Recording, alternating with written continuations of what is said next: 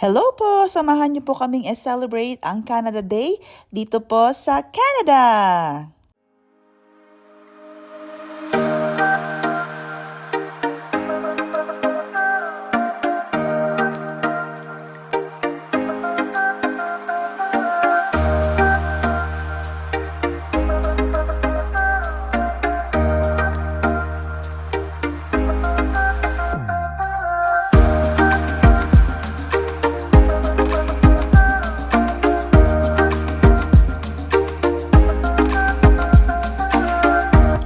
Naisipan naming mag-lunch ni Jua dito sa Big Sky Barbecue at dito po yan matatagpuan sa Okotoks, Alberta.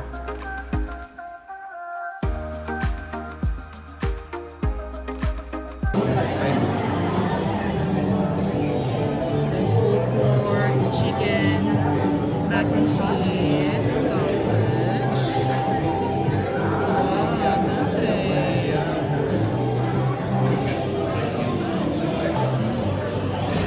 Wow, nice.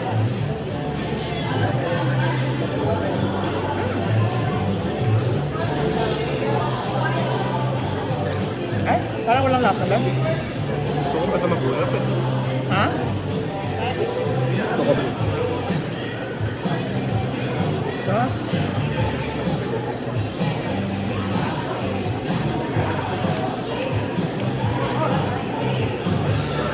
Okay, boys. Chicken.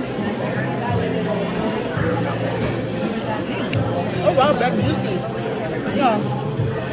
It's good. It's good ah. Ito yung sinumok chicken. It's so juicy. Napaka-juicy ng chicken. Ano sabi sa'yo? Ha? Ay, pagmula na. Yeah.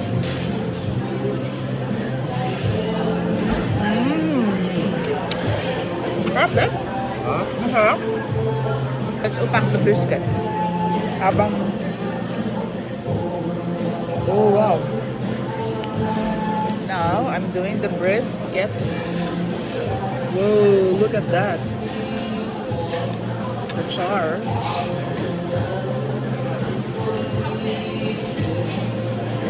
Oh, wow, bebang sarap. Bebang sarap. It's good. You like it? Yeah. Super tender ng meat. Super tender na meat, hindi siya dry.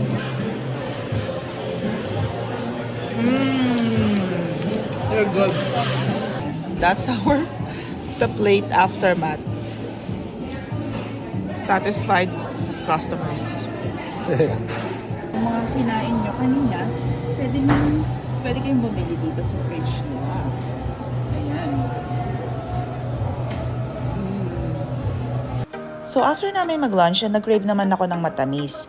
Kaya nagpunta kami dito sa D-Spot Dessert Cafe. Dito yan sa downtown Calgary. First time kong pumunta dito and napakadami nilang choices. Napakadami nilang mapagpipilian ng mga desserts. Meron silang milkshakes, cakes, waffles, croffles, cookies, tsaka may mga savory items din sila. Pero ito lang yung pinili ko, itong choco banana milkshake nila. In fairness, ang sarap nito. May mga brownie bits siya sa loob. Yummy!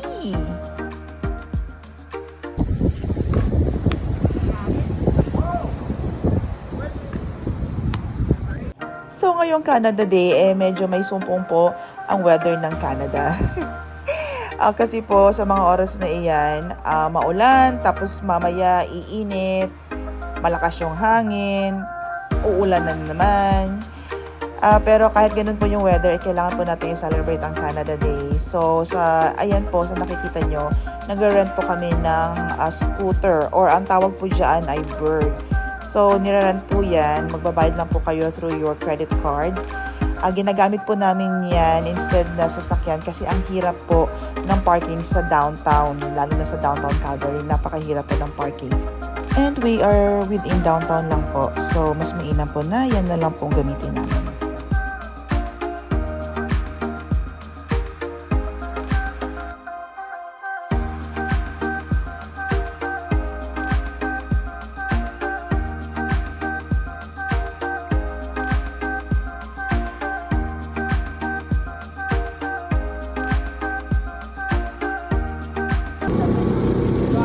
namin Filipino food Yeah, truck, sorry the about famous Sisig.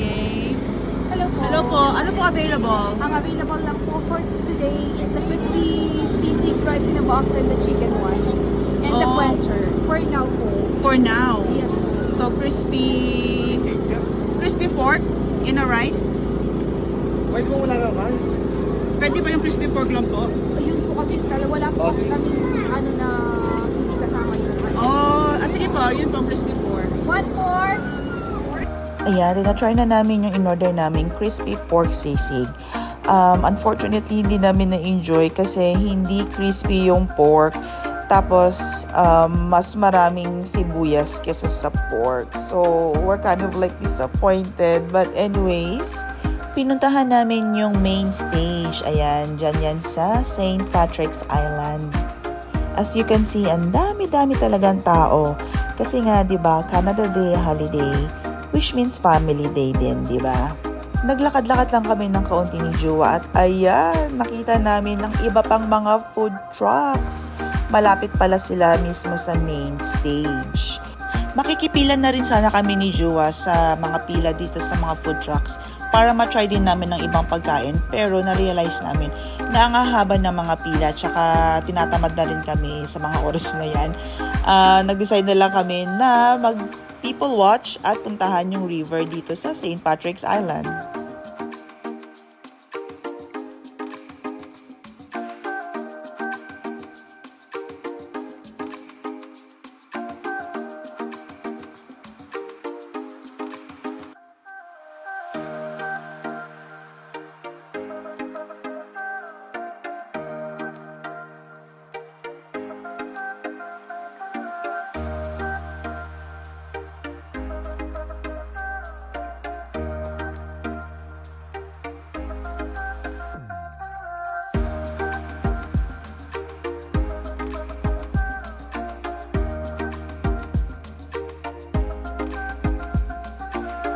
Medyo maambon na ng kaunti sa mga oras na iyan. Pero kahit na ganyan yung weather, ayan yung mga tao, nagre-ready pa rin sila na pumesto malapit sa main stage kasi magsa-start na nga yung live music. Audience, so they're playing their hometown today, so please welcome and put your hands together for Sergeant and Comrade!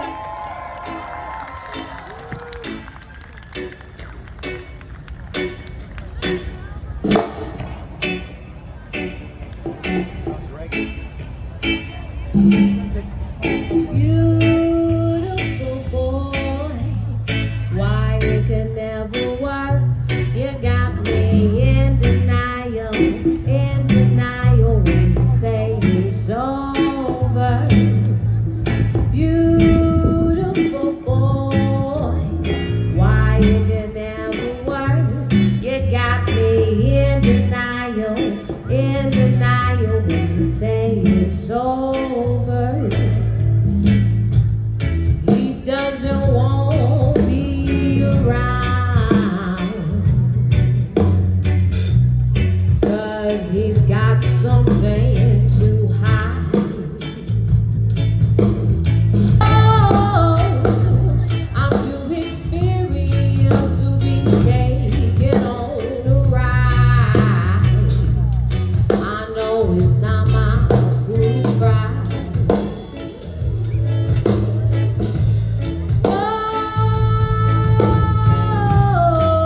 Hindi na kami nagstay ng matagal doon kanina sa plaza kasi sumama yung pakiramdam ni Jua, so nagyaya na siyang umuwi.